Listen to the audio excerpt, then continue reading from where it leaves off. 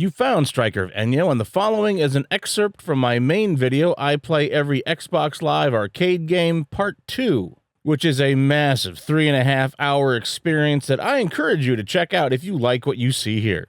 This version was rendered at nearly 2 to 3 times the bitrate of the original.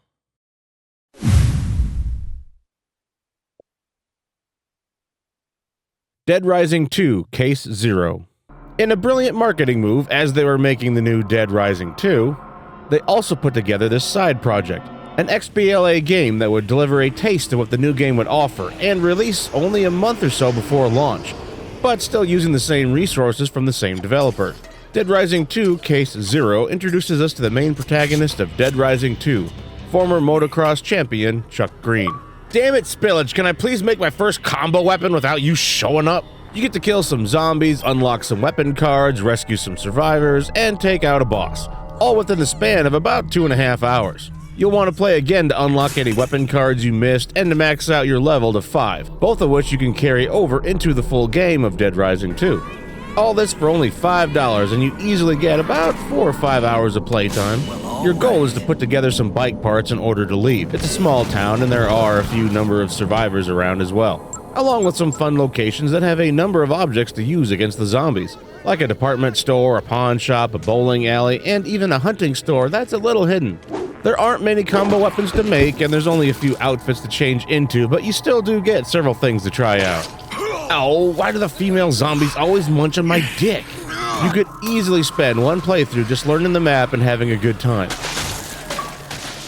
I know, he popped up again. Just ignore him because I can't pause the whole show every time he signs in to play a game. It was a great value for its time. It's still a 6 out of 10 today. When looking at the entire library of Xbox Live arcade games, this is still a 6 out of 10 today. Above average. The reception for this game was overwhelmingly positive. The game released in August, and by September it sold a staggering 500,000 copies.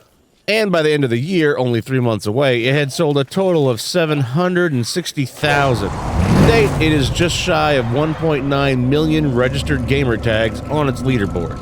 The Metacritic was a strong 79 with a user score of 7.7.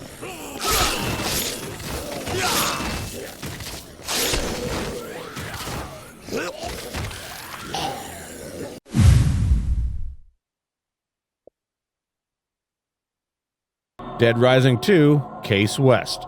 Since Dead Rising 2 Case 0 was the prequel introduction to the new retail release of Dead Rising 2, Capcom thought it would be fitting to have another digital-only arcade game. But as a follow-up, Dead Rising 2 Case West happens right after the main game, explaining that the zombie parasite found at the Willamette Mall was a direct attack, but now outbreaks have been showing up in other places like Las Vegas and Fortune City. Really? I couldn't even get past the opening text crawl before you show up. This follow-up now addresses the issue that fans had with Frank West not returning in Dead Rising 2, by including him in Case West. The game costs $10 now, but it includes co-op with one player as Chuck Green and the other as Frank West. And you have a few fun new areas to explore, like a cafeteria and a guardhouse with rifles, shotguns, and plenty of grenades. If you're playing single player, then Frank West is still there by your side, plus he's invincible, so you don't need to worry about giving him health or even new weapons. The visuals are on par with the main game. They look great for an arcade title. The only problem is that there really isn't much new content. You should finish in just over 3 hours. Sure, you probably will end up playing through the game at least twice, but it still is a little disappointing. There are only 3 case files, or story missions, and the, oh yeah, save slot 3, of course, because I'm not a loser. Save slot 3, if you don't save there, you're a communist. The playable area is still a bit smaller than you might expect, but it's fun watching Frank West interact with Chuck Green. There are other survivors to rescue, but you might need to look around a little more for them.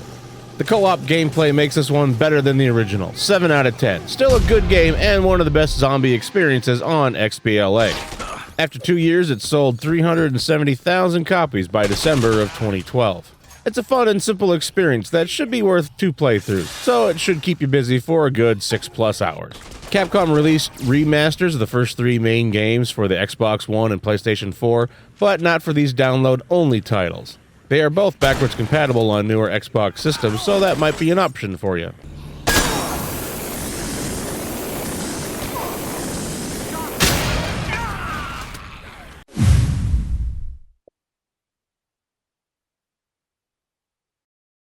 Would you like to know more? Did you like the video you just watched? Then leave a comment, even give me a like. Then head to my channel for more.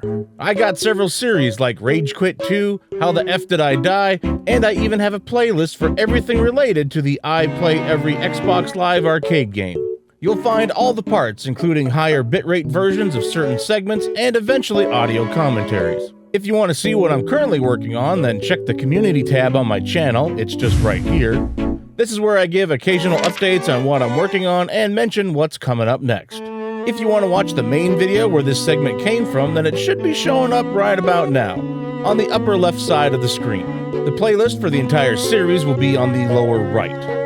Thank you for any watch time that you can spare. The response on the series has been very positive, so thank you all.